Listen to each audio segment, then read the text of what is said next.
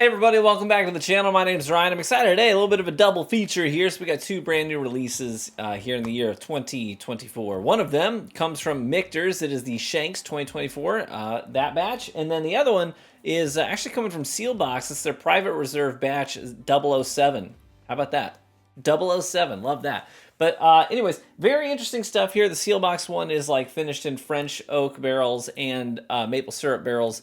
That'll be fun to do. So I think they're probably going to end up being a little spicy and then a little sweet. So I was going to start with the low proof spicy and then end it with a higher proof sweet.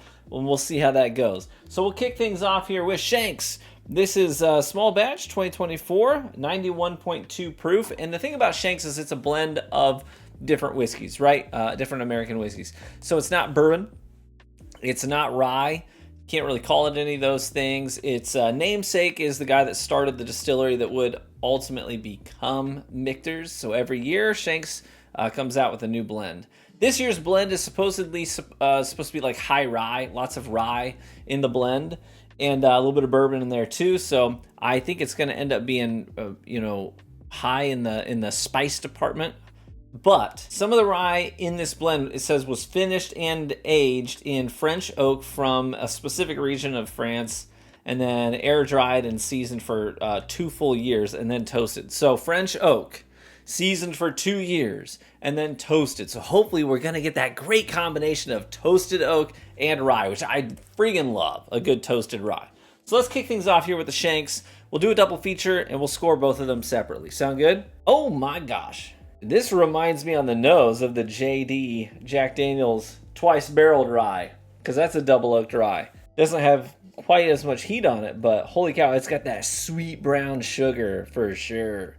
It's like a cinnamon like cinnamon toast. You ever like take a slice of fresh toast, put a thin layer of butter on it, and sprinkle cinnamon and sugar on top? It's like one of my favorite snacks as a kid, and this reminds me of that. I think of like a gooey cinnamon roll. Basically, cinnamon, sugar, and baked goods right here on the nose, which is delightful, to say the least. Let's try it. Cheers.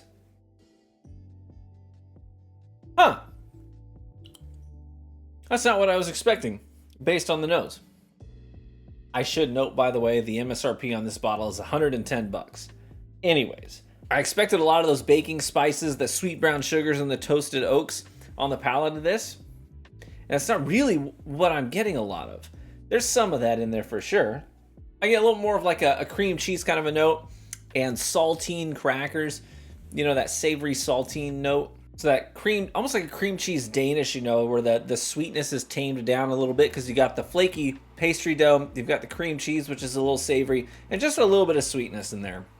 This is like that. Much more savory, a little bit more bready, and then on the tail end of the palate and into the finish, I get this sort of funky oak note that I'm not super familiar with. It's not the kind of funk I would get off of a really well-aged bourbon that's just sat in a damp warehouse for several years. The kind of oak funk I'm getting on this is a little different. Let me think of how I should quantify it. It's almost got this sort of herbal quality to it, like black tea.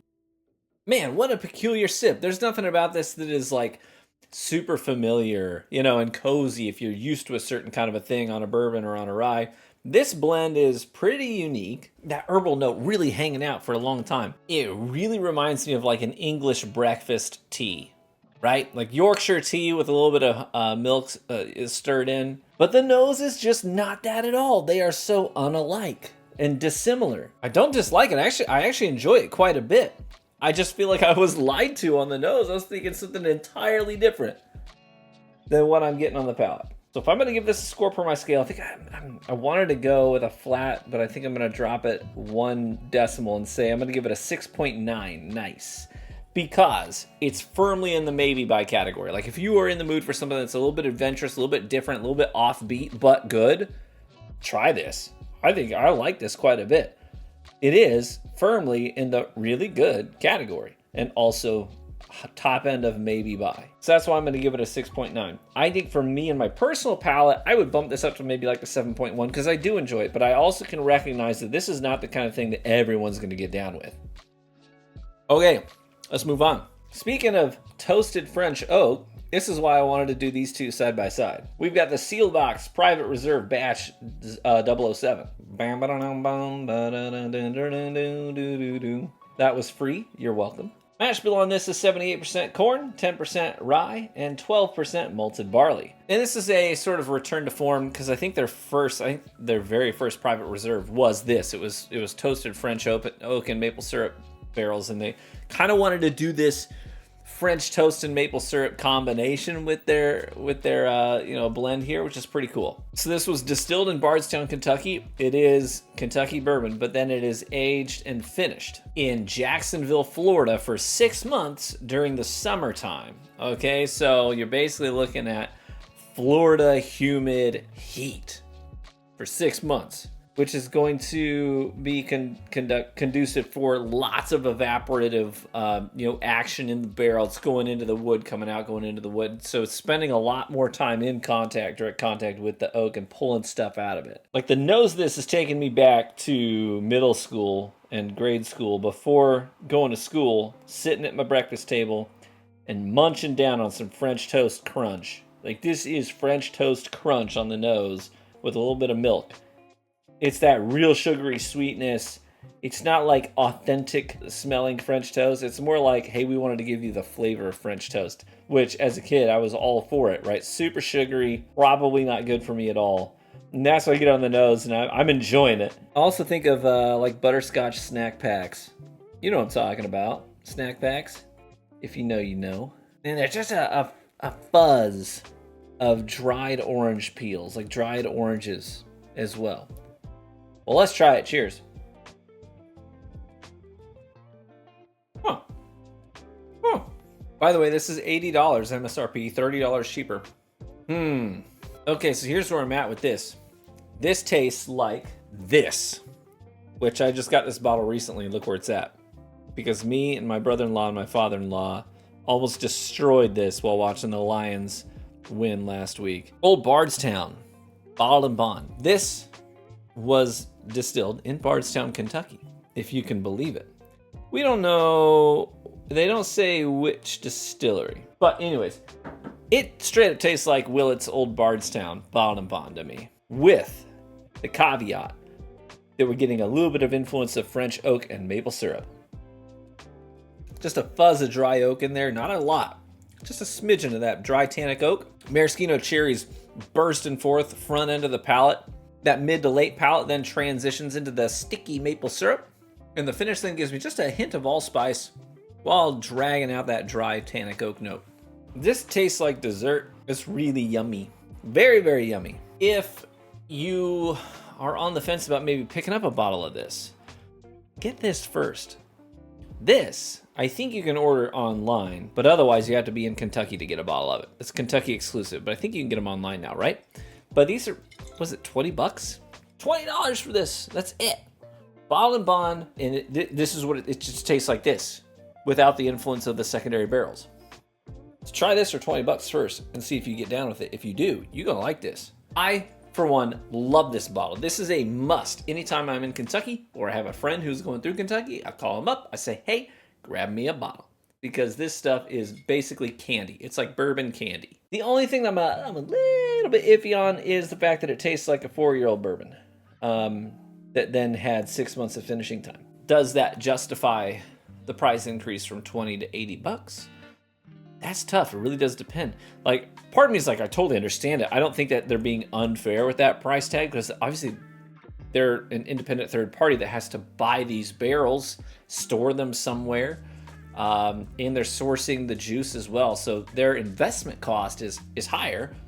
So the price tag has to be higher so they can cover their losses and try to make an honest profit on it too. So it's not that I don't understand it. I totally get it. I think that's a fair and reasonable price. But from a consumer perspective, does this match up with other $80 pours out there? Because it tastes young, but it does also taste like candy. This is delicious. I could absolutely destroy this. Why did I not mention it's 113.4 proof? I should have said that up front, but I didn't. I'm out of form today. I've been out of town a couple of days. I'm off my rhythm here.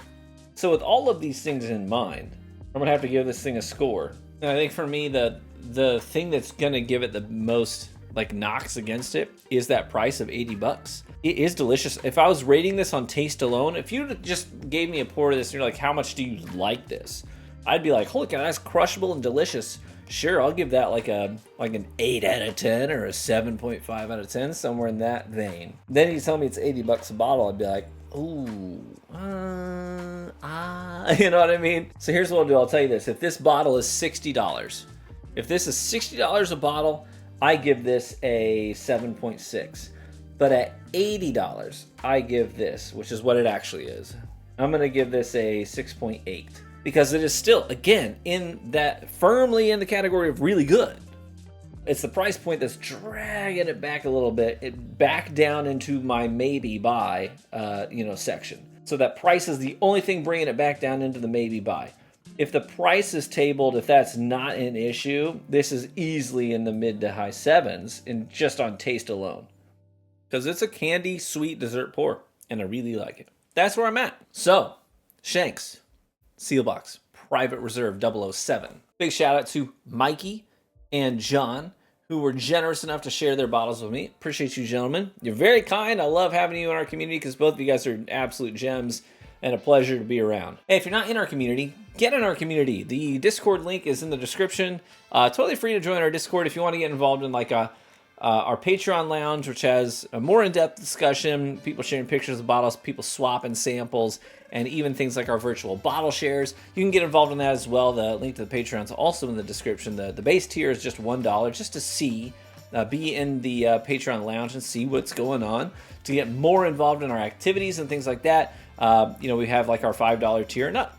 And that gives you access to all that stuff, most of that stuff. So that's pretty cool. We have an event coming up as well. We're looking at like a month before we're starting to really dial this in. But basically, I think it's going to be first come, first serve. So we will let people know in advance when they can register. We'll open it up for our premium supporters first to register, and then we'll open it up for everybody.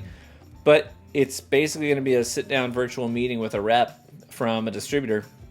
And you're going to try a lot of free whiskey. A lot of free whiskey, and all you got to do is pay shipping for it. That's it.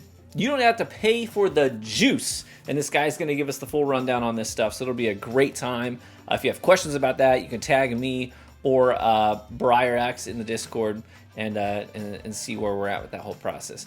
Also, really looking forward to next week as we dive into our bottle share together. That'll be really, really fun. All right. Cheers, my friends. May you live richly and get better with age. And we'll catch you in the next one. Bye-bye.